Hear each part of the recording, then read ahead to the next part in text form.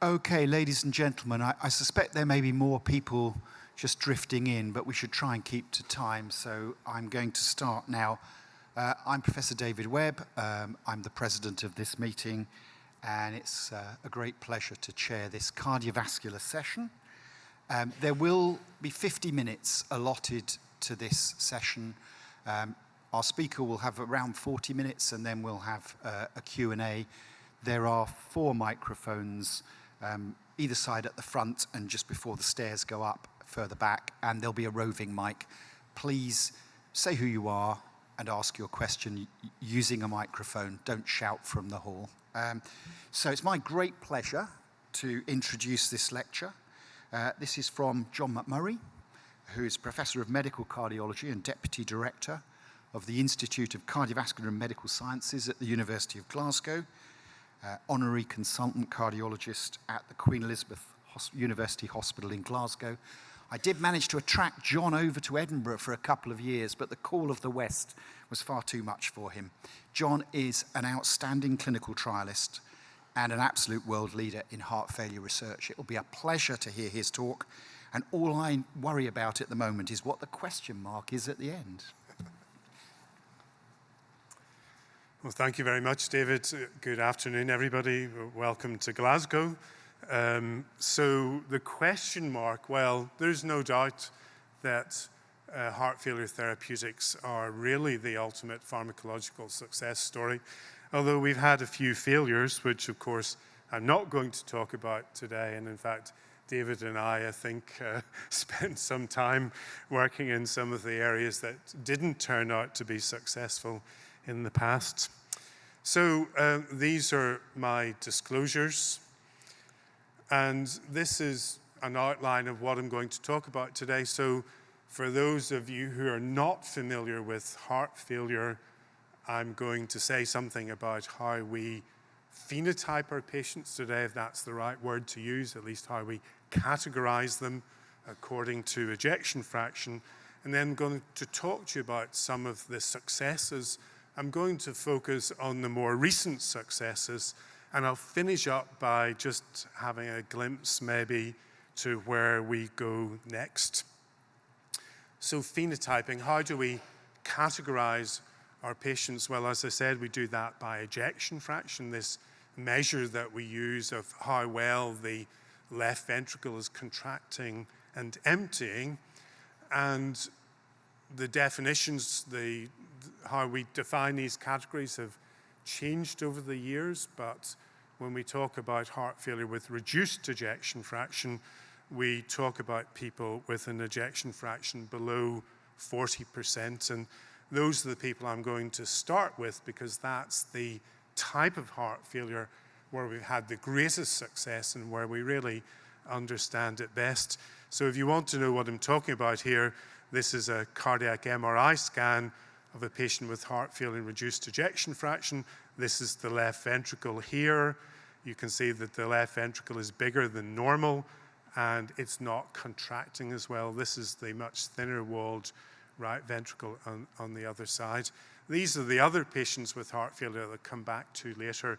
Here the problems may be less about the contracting and emptying of the left ventricle, maybe more to do with the relaxation and filling of the left ventricle, but I'll come back to those patients in a moment. So let's talk about what we've learned about therapeutics in patients with heart failure and reduced ejection fraction. And up until relatively recently, this sort of table summarizes where we'd got to. And as I was training in cardiology, as I started to do my research as a junior doctor, we had really discovered the concept of neurohumeral blockade, where we were blocking what turned out to be maladaptive responses to the heart failing, where the sympathetic nervous system, the renin, angiotensin, aldosterone systems were activated. We came to discover that that activation was in the long term harmful and was responsible for something we'd not understood about heart failure before, which is why did it progress relentlessly? why, although the injury to the heart that maybe started all of this 2, 5, 10 years previously, while that was a remote event, the patients with heart failure continue to worsen over time. Their heart failure progresses. And it seemed to be due to this persistent activation of these neurohumoral systems. And by blocking these, we could break into that sort of vicious cycle of decline caused by these pathways. But that's in the past, although it was very successful. Because here's a timeline from Scotland, and the dotted black line that runs across this slide is the adjusted hazard ratio for cardiovascular death at 1 year after hospital admission with heart failure in this country. And you can see that between 1990 and 2015, so largely in the era when we were using those drugs, you can see that there was a 50% decline in cardiovascular mortality, which is remarkable. To reduce mortality by that much in the population is really quite incredible, and probably this speaks more to the title of this presentation than anything. Now, of course, everybody dies, so these bars show you cardiovascular, non-cardiovascular death as a proportion of all deaths, and of course, the proportion of our patients with heart failure dying from cardiovascular causes has been progressively falling, but these patients still die, although more and more from non-cardiovascular causes. And that's got all sorts of implications for the way that we design trials, what our endpoint should be, whether or not it's realistic to continue to expect reductions in mortality, and so on. But let's look at the two most recent breakthroughs in heart failure therapeutics, or at least therapeutics that have been life-saving, the goal that we strive for with any treatment that we develop for heart failure. And I'm going to start with an approach that really turned the neurohumoral blockade approach on its head, because instead of blocking harmful, detrimental neurohumoral pathways like the sympathetic nervous system, many of us came up with the idea that maybe we could augment some of the beneficial neurohumoral pathways that are also operative in patients with heart failure, indeed all of us, all of the time. And perhaps the most interesting of these was the natriuretic peptides. And this was another great discovery when I was a junior cardiologist, the idea that the heart wasn't just a mechanical pump and actually was an endocrine organ and produced these peptides that we came to call A and B type natriuretic peptides that caused the kidneys to excrete sodium and water, as their name suggests, but also caused vasorelaxation, offloaded the failing heart, also have many other effects, including inhibiting pathological growth. And if we could augment those beneficial neurohumoral pathways, maybe we could also help our patients. And of course, we subsequently discovered that these peptides are produced in the blood vessels and in the kidneys and probably many other organs. And the approach that was developed to try and augment the natriuretic peptide system was to inhibit the enzyme responsible for the breakdown of natriuretic peptides, which is neprilysin, or when David and I were originally working in this area, we referred to it as neutral N-peptidase, discovered in Leeds University way back in the late 1970s. Now, this is not an enzyme that's specific for natriuretic peptides, and we'll come back to that later because that caused problems in the development of this approach and has also led to some fascinating discoveries about the broader benefits of this therapeutic approach in patients with heart failure. Now, it took 25 years between attempting to inhibit this enzyme therapeutically in human beings for the first time, which was done here in Glasgow and in London, and finally successfully showing that this was beneficial. And there were many hiccups on the way. I've actually written a sort of story about this journey because we didn't realize that neprilysin was responsible for the breakdown of angiotensin II, so it couldn't be used on its own. It had to be combined with a blocker of the renin-angiotensin system. We forgot that it breaks down bradykinin, so if you combine it with an ACE inhibitor, as we did when we used omapatrolat, then you could put your patient at risk of angioedema, and in fact that was a not infrequent and sometimes even deadly adverse effect of the combined neutral end peptidase ACE inhibitors. And it wasn't until Novartis developed this combination that we finally had a way to safely inhibit neprilysin and therefore test whether this approach would be beneficial in patients with heart failure. And we did that in the Paradigm Heart Failure trial, which we finally published in 2014. And essentially this was a trial comparing sacubitril valsartan and enalapril, but of course it was really a trial comparing a neprilysin inhibitor on top of what at that time was conventional therapy versus conventional therapy alone.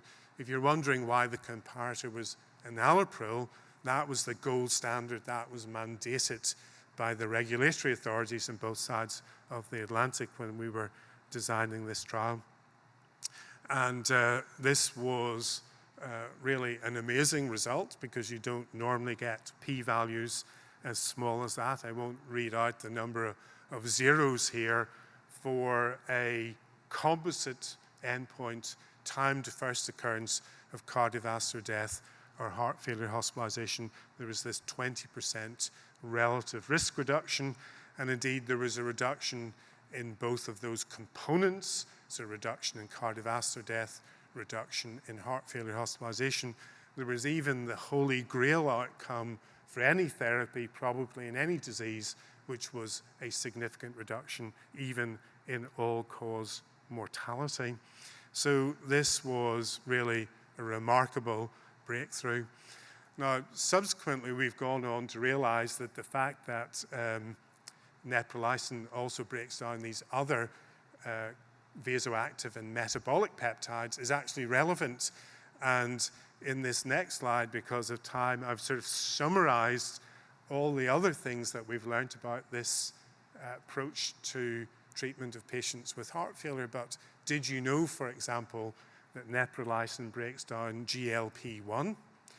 And if you inhibit neprilysin with sacubitril valsartan, you increase circulating levels of GLP-1. So just like you would do if you used a dipeptyl peptidase 4 inhibitor, and you lower hemoglobin A1c, you also substantially reduce by almost a third the likelihood of patients with type 2 diabetes progressing to require insulin treatment, and so on and so forth. Many, many diverse effects from renal function and hemoglobin and electrolytes and other biomarkers. So these drugs have really profound, wide-ranging effects, and that's one of the interesting things about clinical pharmacology and therapeutics. We often discover more about the actions of the drug after they've been proven to be beneficial than we do during their early phase development. Because of the success of neprilysin inhibition, there are now other approaches to trying to enhance the same pathway, the cyclic GMP pathway stimulated by natriuretic peptides. So there are several agents available that are agonists for the receptor for natriuretic peptides, and the specific PDE, phosphodiesterase, responsible for breaking down cyclic GMP, stimulates it by activation of this receptor. There are also compounds available that inhibit that specific cyclic GMP. So you could almost envisage stimulating the receptor and inhibiting the enzyme responsible for breakdown for the second messenger. And by the way, the activity of this enzyme is substantially increased in the failing heart from patients with both of the major heart failure phenotypes. So lots of early stage trials going on looking at these additional approaches. So now I want to turn to the other big recent breakthrough. And this one really occurred, I would say, more by serendipity than by design. At least with neprilysin inhibition, we had a vision for why we wanted to do it and eventually figured out how to do it. And although neprilysin inhibition has many other effects, it certainly does augment natriuretic peptides. But what I'm going to talk about now really was more of a serendipitous discovery than anything. And of course, I'm going to talk about SGLT2 inhibitors. The prototype SGLT inhibitor, of course, is fluorescein, discovered originally in the bark of apple trees. I like to tell the medical student it's also found in the skin of apples, and indeed there's a reasonable amount in a glass of cider. So if you are partial to that drink, then you're getting some SGLT2 inhibition. And fluorescein was discovered a very long time ago and demonstrated to increase urinary glucose excretion in both dogs and then in humans, but it never really got much further because it caused a lot of gastrointestinal intolerance. But now, of course, these drugs are not just a breakthrough in the treatment of diabetes, but also in the treatment of heart failure, which I'm talking about today, and at least as big a breakthrough in the treatment of chronic kidney disease. But of course, the drugs that we use today are specific SGLT2 inhibitors. Fluorescein was a non-specific inhibitor of SGLT1 and 2. But I think what the SGLT2 inhibitors have taught us is how quickly we can make progress today compared to even in the time of neprilysin inhibition, because the first study with the first synthetic SGLT2 specific inhibitor was done in 2009.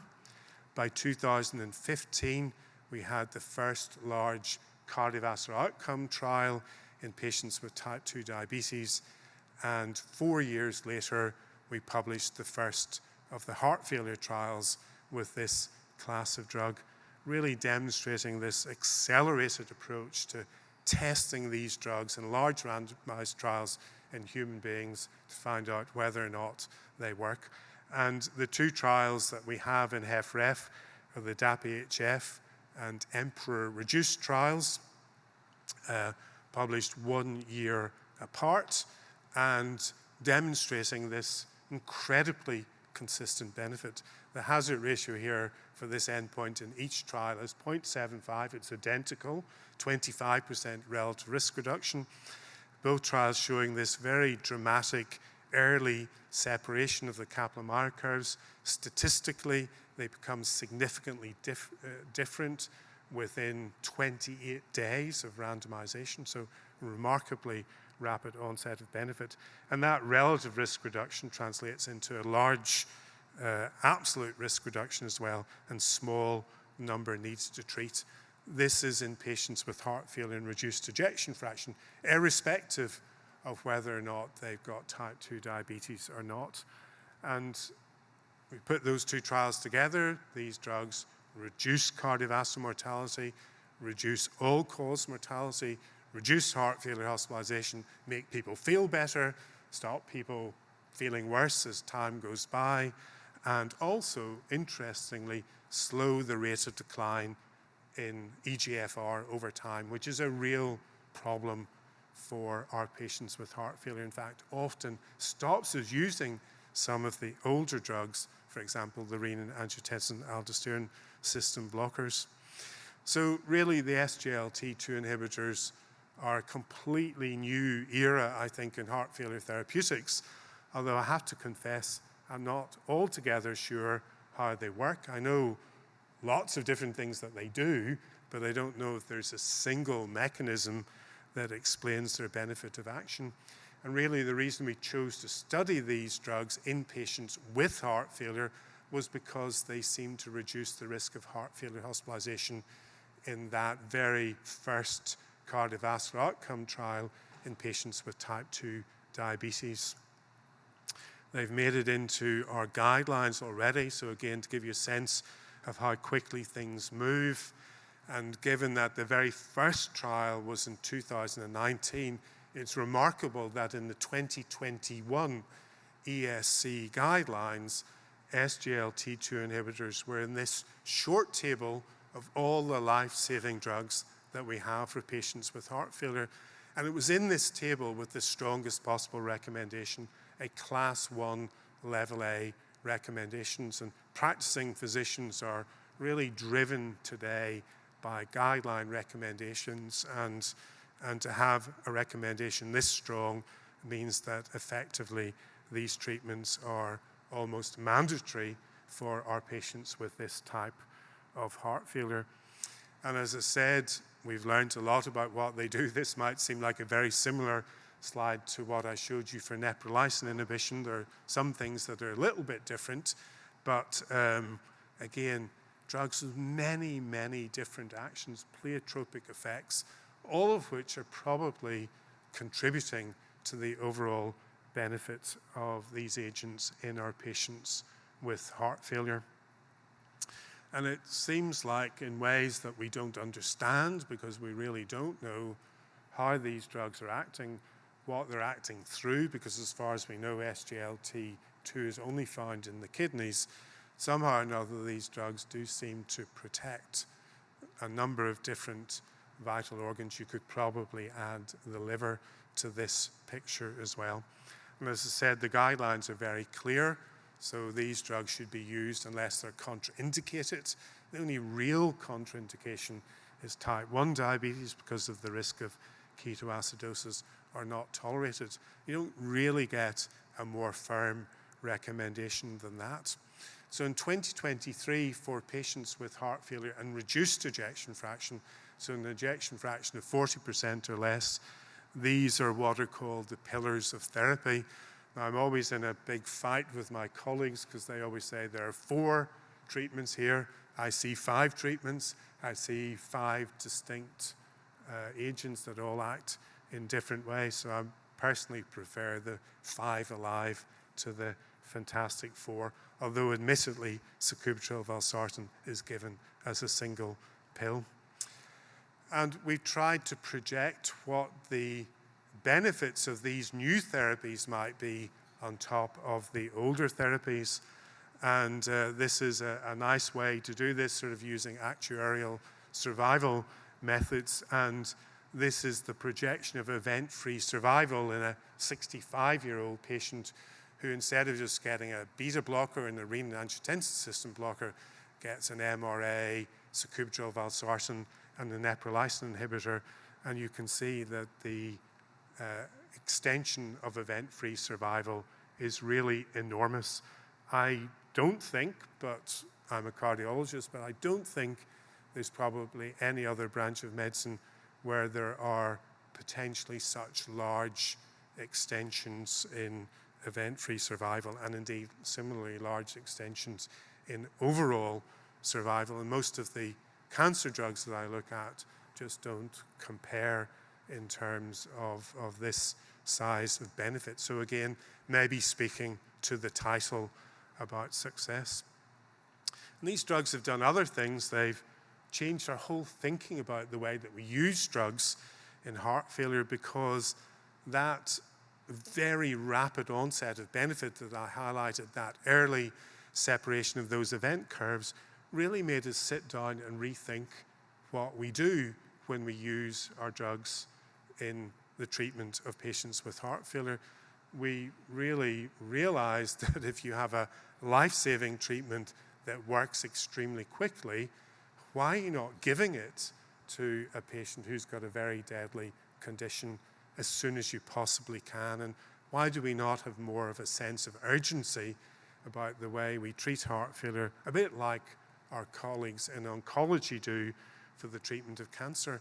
And our guidelines used to be like this. They used to be this sort of stepwise. Start with the drugs that were first used in the original trials back in the early 1980s.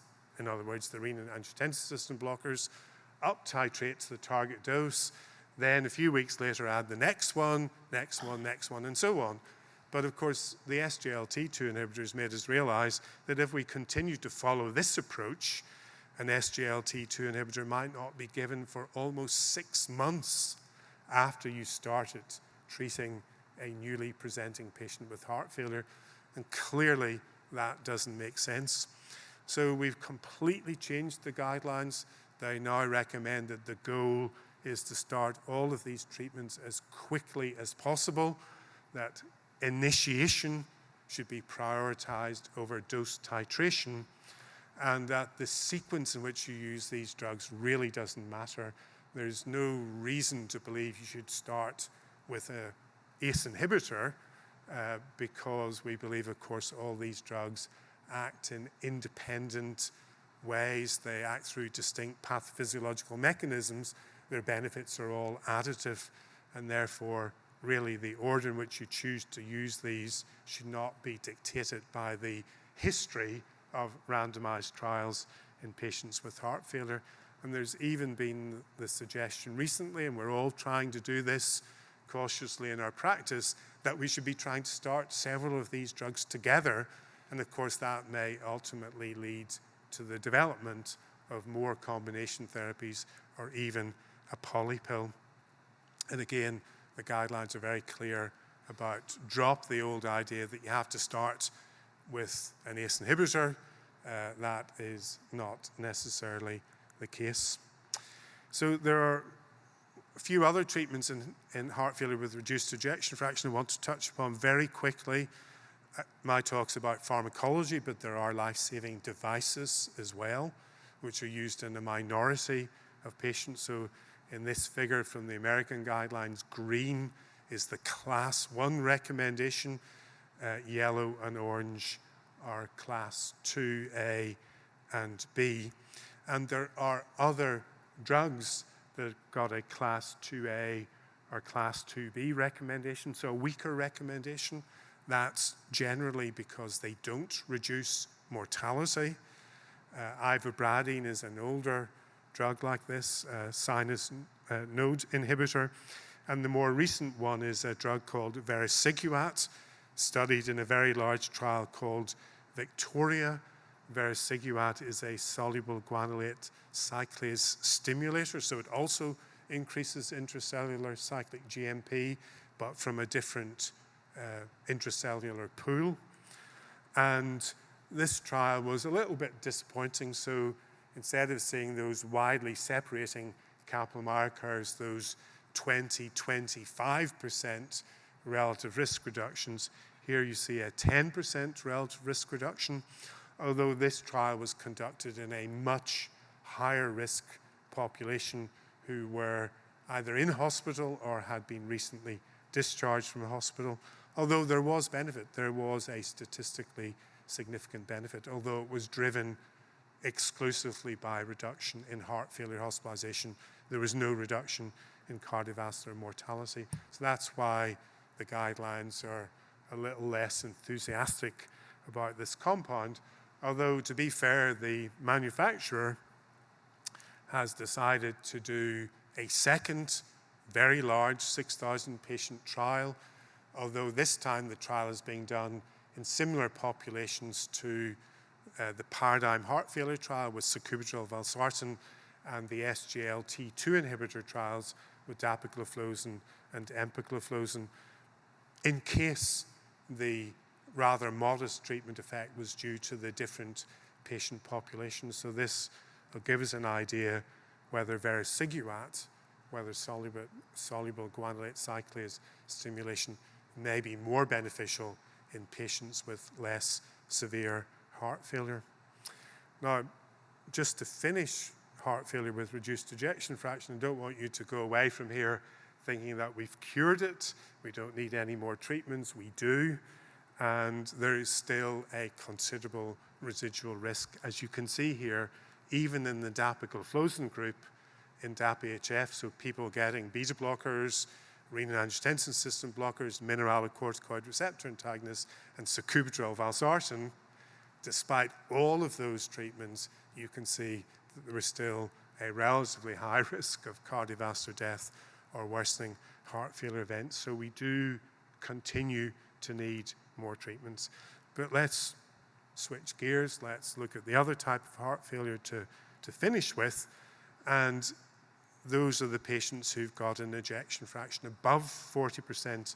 Now, currently, they're divided into two major groups: heart failure with preserved ejection fraction, and this more recently invented category of patients with heart failure and mildly reduced, so MR stands for mildly reduced ejection fraction. And it's interesting because this category of patient was invented as a result of the results of trials, and I'll try and explain that in a moment. It's an interesting idea that clinical trials can define a disease. And for those patients with mildly reduced ejection fraction, there are actually guideline recommendations. And you can see here at the bottom, there is a weak recommendation for the drugs that we use in patients with a clearly reduced ejection fraction. And that's because when we went back and we analyzed all the trials that we have, including trials that were neutral, did not show a clear benefit overall in patients with a higher ejection fraction. When you put all of these trials together, so with candesartan here, we've got 7,000 patients enrolled in trials covering the whole span of ejection fraction. Same with mineralocorticoid receptor antagonists. And actually, we have a second very large trial with sacubitril/valsartan in patients with a higher ejection fraction. If you look at all of these trials together, what you see is that the benefit of these neurohumorally acting therapies seems to extend beyond the 40% threshold defining heart failure with reduced ejection fraction. You can see here that the hazard ratio is below 1, in other words, indicating benefit of treatment, perhaps up to an ejection fraction of 50, 55%, maybe even 60% in women. And in fact, patients with ejection fraction in this sort of middle range have many characteristics that are more like those of patients with clearly reduced ejection fraction than people with a more normal ejection fraction. So based on these, I have to say, retrospective analyses, the guidelines have recommended using these therapies in patients with an ejection fraction in the range of approximately 40 to 50%. But the drugs, again, that I think have completely changed things for patients with an ejection fraction above 40% are the SGLT2 inhibitors, because we have two sister trials with dapagliflozin and empagliflozin covering the ejection fraction spectrum from above 40%, DELIVER and EMPEROR preserved. Again, both published, although more recently because these trials were done later, and the story is exactly the same. So these almost look like the same figures, but they're not. The event rate here is slightly different. The y-axis goes from 0 to 25% rather than 0 to 40%, but you can see exactly the same pattern. A remarkably similar hazard ratio, around a 20% relative risk reduction, highly statistically significant, this very rapid separation of the Kaplan-Meier curves. So these treatments, this new treatment also works in patients with an ejection fraction above 40%. But the key question was, would we see this pattern, this sort of waning or attenuation of benefit in people with a more normal ejection fraction that we've seen with our older drugs, or would it be different? And it's very clearly different. You can see here that this hazard ratio shown, the continuous hazard ratio shown here by the dark blue line, is consistently below 1. So that's the horizontal black line, consistently below 1 across the whole spectrum of ejection fraction. This is more than 11,000 patients. The key statistic here is the p-value for interaction. What that tells me is that ejection fraction did not modify the benefits in this analysis of dapagliflozin. So unlike our other therapies, SGLT2 inhibitors work across the whole range of ejection fraction, which for us as cardiologists is an incredible breakthrough, because we were beginning to despair after 20 years of work. So the Charm Preserve trial was published 20 years ago this summer, that after 20 years of work that we were never going to find a treatment that was beneficial in patients with a relatively normal ejection fraction. And indeed, we've got more evidence from another trial with an SGLT1/2 inhibitor called sotagliflozin, trial covering, again, the whole spectrum of ejection fraction, and indeed a trial conducted in patients who'd been hospitalized with worsening heart failure. And the whole story is so remarkably consistent. I don't think I've ever seen a meta-analysis like this for the effects of any treatment in heart failure with such consistent benefits in 5 large randomized trials with 3 different drugs in the same class. So for these patients with a preserved ejection fraction, who, by the way, make up about half of all patients, where about half of the patients are women, unlike reduced ejection fraction, where most patients are men, this really neglected group of older patients, as I say, often female patients, at long last, we have a treatment with solid evidence. And I don't like using the word breakthrough because maybe it's overused, but this really is, for our patients, a breakthrough. And we're really looking forward to something the ESC is doing for the first time. That's the European Society of Cardiology, which is publishing a guideline update. So normally the guidelines are in a 5-year cycle. This is going to be an update 2 years after the last European guideline, because it's felt that this new evidence with SGLT2 inhibitors in patients with heart failure and an ejection fraction above 40% merits a guideline update. The Americans did have a Class 2A recommendation because their guideline was published in 2022 after one of those 2 trials were presented. But I think we're all hoping that the new guideline will upgrade this to a Class 1 recommendation. And for the first time ever, we will have strong evidence to recommend a treatment in patients with that type of heart failure.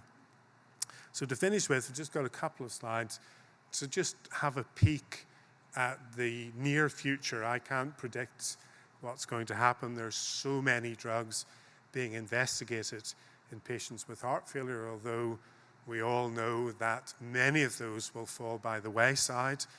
So it's the minority of treatments that succeed in phase 3 trials. But I'll show you 2 things that I think are interesting. So one is that we have a new family of mineralocorticoid receptor antagonists, so-called non-steroidal mineralocorticoid receptor antagonists. They're supposed to be kinder in the kidneys, maybe more selective for the heart, who knows. But we do have a large 6,014 patient trial that will complete next year. So this trial is fully recruited. We're well through the follow-up period, and we're going to find out whether the particular agent, finerenone, that we're studying in this trial will be beneficial in patients with an ejection fraction above 40%. There was some hint in one trial that there might be, this is the definitive trial with a different type of agent in this class that will tell us one way or another for sure. And then I think the other thing I want to mention just to finish with is what I think might be the next paradigm shift. So I told you about neurohumoral blockade, told you about neurohumoral modulation, we've got the SGLT2 inhibitors, however they truly work. So what might be the next game changer? What might be the completely new thing that might change heart failure therapeutics? And it may be inflammation. And there is a lot of preclinical evidence and some clinical pathophysiological data to suggest that inflammation plays a role, maybe more in patients with heart failure and preserved ejection fraction rather than reduced ejection fraction, but probably in both types of heart failure. And very recently, this large trial with an IL-6 ligand and IL-6 blocker has just commenced recruitment in patients with heart failure and an ejection fraction above 40%. So we've gone from having no hope, losing hope in terms of therapeutics for those patients, to now having several exciting trials, one that we'll get the result of next year, one that's just started, but in 3 years' time, we will know whether inflammation plays a role in heart failure with preserved ejection fraction. So to conclude, to summarize some of the recent successes, so it's really hard to keep up, and you saw how the ESC guidelines have struggled. Even in the past couple of years, we've got 2 completely new drugs in our guidelines, SGLT2 inhibitors, vericiguat. We've got the first ever recommendations for heart failure and mildly reduced ejection fraction. At long last, we have a new therapy for heart failure with preserved ejection fraction. Hadn't had time to talk about intravenous iron. That's another interesting area. I've mentioned the complete change in thinking about how we go about using these drugs, and indeed there's a new trial supporting that approach, that rapid introduction of all therapies, trying to do it quickly.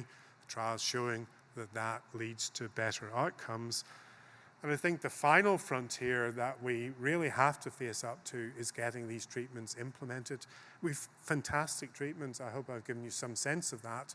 Sadly, not every patient gets them, and we've got to get better at implementing these life-saving treatments. Thank you very much.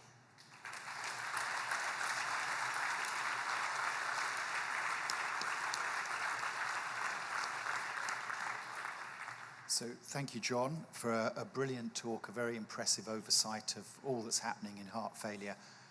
If you want to ask a question, please come to one of the microphones. There are 4 here.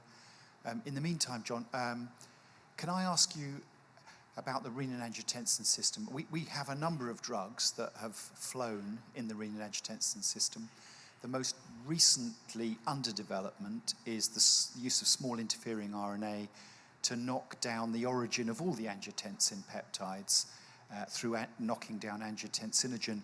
I mean, there are 2 drugs that are in phase 2 at the moment. The one I'm familiar with is zilebesiran from Alnylam, who also produced inclisiran, which is already licensed as a treatment to lower cholesterol. So where do you think they might fit? Do you think they have a possible space? I think so. So Ionis is the other company that I know have a product of that type. So the attraction that I see is that we're told, now whether or not it proves to be the case, that these agents may be tissue specific where they knock down angiotensinogen. So if you can really knock it out in the liver, but leave the intrarenal renin-angiotensin system intact, then you may avoid the problems that we see with deteriorating kidney function when we use conventional renin-angiotensin system blockers. So immediately that opens up the area where we've been really disappointingly unsuccessful. And of course, that is the patients who've got heart failure with a glomerular filtration rate of less than 30 mils per minute. Just imagine you could safely knock out their renin-angiotensin system. But of course, the downside of it is that these are long-acting inhibitors. We've talked about this before. And of course, if you get into trouble, if you become profoundly hypotensive, if you become septic, if you become fluid depleted, then what can we do about that? So I know at least one of those companies is working on an antagonist, and that may be essential, I think, going forward into phase 3 trials. But I think they're a very attractive idea. Thank you. I'll take a question here. Geneva.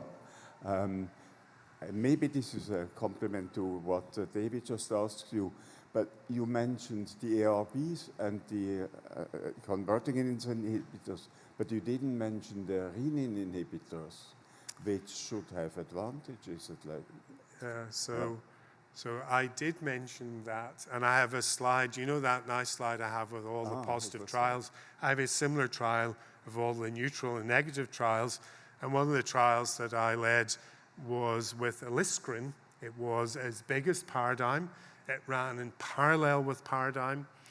We compared enalapril to aliskiren, to the combination of the two drugs. There was no additional benefit of adding a direct renin inhibitor to enalapril, but there were more adverse events. Aliskiren by itself was no better but no worse than enalapril, but why exactly is that useful? Because we have the ARB alternative. Unfortunately, despite all our hopes for them, direct renin inhibitors didn't turn out to be successful. Okay, thank you. Thank you. So, a question over here. Yes. From Manchester. Thanks, John, for talk. Sorry. So my question is about LST2 inhibitor. You're showing from HIF-RIF and to HIF-PAF, both have beneficial effect. However, do you think SLT2 inhibitor per se have effect on cardiomyocytes, or they just have all systematically improvement? This is my one question. Second question is... Can I do the first one, and then you can tell me a second, because I'll never remember the second. So the answer is I don't know, and I tried to confess that I don't really know. So apparently there is no SGLT2 in human cardiomyocytes, so therefore it would seem unlikely there's a direct effect. Now, there are all sorts of ideas about, do these drugs change myocardial energetics? Maybe they also affect other ion transporters that might be relevant, but all of this, to my mind, is speculation. But what I will tell you is that we and two other groups have done randomized controlled trials where we've shown that SGLT2 inhibitors lead to favorable cardiac remodeling. So whether that's direct or indirect, they definitely affect the heart in a good way. Okay, good. My second question is interleukin-6 inhibitor now is on the trial. So Manchester also is Royal Infirmary is part of this trial. And interleukin-6 is more, designed for arthritis or chronic inflammatory disease. Although we all know inflammation is involved in heart failure, but however, you think use interleukin-6 inhibitor, whether it's a bit of too aggressive for the heart failure treatment in future? Side effect issue? I don't think so. So IL-6 levels are elevated in patients with heart failure. IL-6 levels, in fact, we just looked at this in the DAPA-HF. Patients' IL-6 levels are a very powerful predictor of outcome. Now, those are associations. So just because high IL-6 is associated with worse outcome, it doesn't mean cause and effect. And the only way to test that is to block the effects of IL-6. So I think it's an entirely reasonable thing to do. It follows the same principle that we've done with almost every other inhibitory drug that we've tried in heart failure. Sometimes it works, sometimes you find you've got it wrong, and endothelin comes to mind. Maybe I could take the prerogative of chair to take the last question. In the presence of SGLT2 inhibitors, do you think endothelium receptors have any chance of being resurrected as drugs for heart failure? I have recently written about that and speculated about that because, of course, the problem that we've had with them in chronic kidney disease and in heart failure is that they cause fluid retention, as you know better than anybody. SGLT2 inhibitors, of course, and at least initially, increase urinary sodium and water excretion, so they seem like the perfect marriage made in heaven. And actually, both, of course, endothelin-1 acts in the proximal tubule, the same place that SGLT2 does. So who knows whether there might be an interaction. All right, we have to call a close there. We've just passed time. It was a fantastic overview. Thank you very much, John.